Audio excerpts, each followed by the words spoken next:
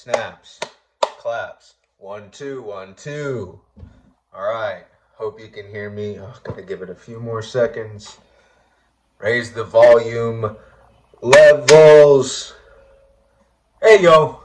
¿Qué pasa? Welcome to the Octagon Jones. Bad news, everybody. Rafael Fiziev is out of his co-main event at UFC 272 against Rafael dos Anjos. Dos Anjos has had a long history of bad luck with late notice pullouts or, circumstances. So this is a really, really tough break. And, of course, it's a tough break for Rafael Fiziev, too, who has COVID. So, well wishes to him and hope we can get a speedy recovery out of him. I think he was going to be fighting on his birthday, so that's unfortunate. So where are we, right? Rafael Fiziev said Rafael dos Anjos said that he's not at a point in his career where he can afford to throw away a training camp. So he wants to fight on Saturday, and he'd fight anybody because he's a fighter. He's said that his whole career, and he's lived up to that. The Dark Horse BMF, some would say, like a lot of people, there's a cult following that really loves to give RDA the credit he deserves, which is great. There's a few options.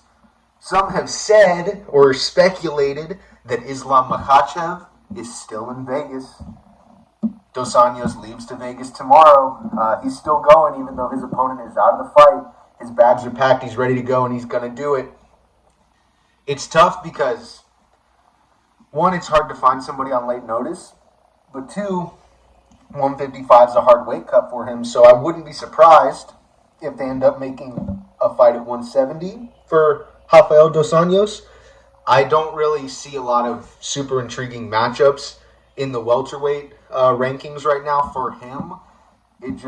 I had a peek, a little peruse, and it didn't quite, none of it quite felt right. But there's a few fighters that I think, could accept a fight at 170, like up a weight class on short notice with Dos Anjos to make this week a little easier because RDA is a consummate, professional and, company man. He'll do whatever, whenever, however they want him to. So if anyone deserves a little bit of a break after an unfortunate circumstance, it could be RDA. It would be very cool to see Sarukian step up to the plate. He just got a big win. It looked like a murder scene, so that kid is the truth. We've been known that. There's also a few other guys. Gregor Gillespie is always talking about, he just wants an opportunity. He just needs an opportunity. He always stays ready so he doesn't have to get ready. Why not, leap at this opportunity if you're Gregor Gillespie?